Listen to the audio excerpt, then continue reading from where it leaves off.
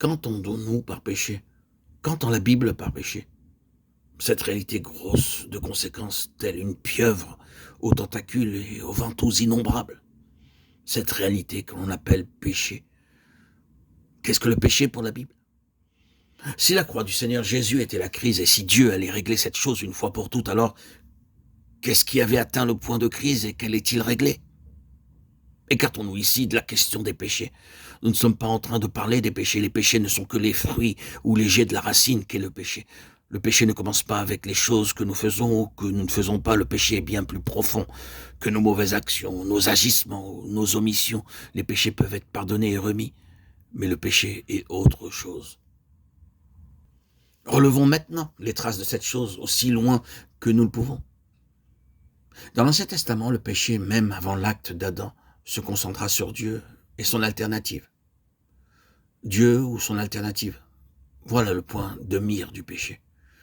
Il y a un mot dans l'Ancien Testament qui inclut et qui couvre tous les autres mots employés pour le mot péché. Ce mot, c'est l'iniquité.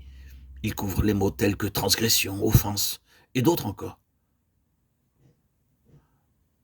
Le mot inclusif, celui qui embrasse tout ce qui concerne le péché, est l'iniquité. Et nous ne comprenons réellement ce qu'est le péché avant que nous ne comprenions ce mot-là. Dans sa racine même, ce mot iniquité signifie perversité, anarchie. Ce n'est pas simplement la violation de certaines lois, mais un esprit d'anarchie, de rébellion. Nous en trouvons la première expression selon la Bible avant qu'Adam eût péché. Adam ne fut qu'entraîné dans quelque chose qui avait déjà commencé. La rébellion eut lieu quelque part où Dieu se tient en relation avec les intentions de Dieu. Ces intentions, comme nous avons des raisons de le croire concernant son Fils Jésus-Christ, comme héritier, celui qui a été établi héritier de toutes choses. La rébellion s'est trouvée dans le cœur d'un être exalté, et puis, par lui, s'est disséminée parmi les anges. C'est ainsi que toute une hiérarchie rebelle s'est dressée et fut rejetée. Et il nous est dit dans Jude 6 que Dieu les a réservés dans des lieux éternels pour le jugement. L'iniquité est donc rébellion et anarchie. Vous l'avez fait mourir par la main d'hommes iniques, d'hommes sans loi. Nous sommes introduits au cœur même de cette chose, voyez-vous.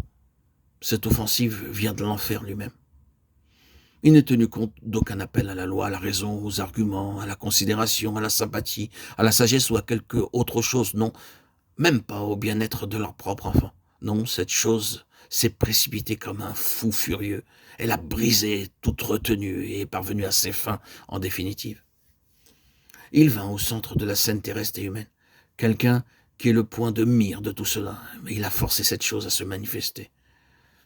Elle ne peut plus se présenter avec un masque, elle ne peut plus travailler en secret. Elle est découverte.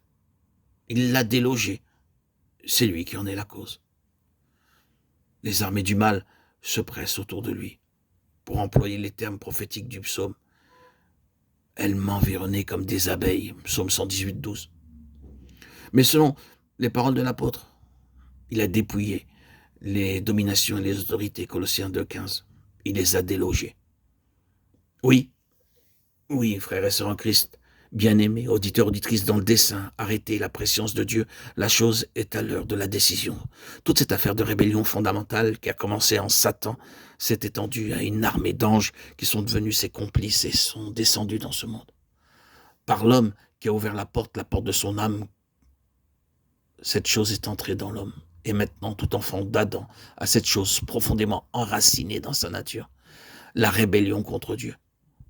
Vous le découvrirez tôt ou tard si vous ne l'avez jamais fait jusqu'à présent, que Dieu vous fasse passer par quelques-unes des épreuves auxquelles il a soumis son Fils, et vous verrez s'il n'y a pas de la rébellion dans votre cœur, dans notre nature contre Dieu. Par l'épreuve, l'opposition ou la souffrance, nous la découvrons là, prête à surgir. Elle est là, elle est en nous. Eh bien, Dieu a pris cela en compte. Il dit, nous allons régler cela. Voilà, chers amis, bien-aimés auditeurs, auditrices, la signification de la croix. D'abord, cet esprit d'anarchie et de rébellion est mis ouvertement à nu dans toute sa laideur, toute sa méchanceté, tout son caractère sinistre. Et ensuite, dans la croix, ce n'est pas simplement le mal comme une abstraction dont le compte est révélé, mais la personne qui en est responsable. Car le péché n'est jamais simplement considéré comme étant quelque chose d'abstrait. Il est toujours personnel. Il a toujours rapport avec Satan.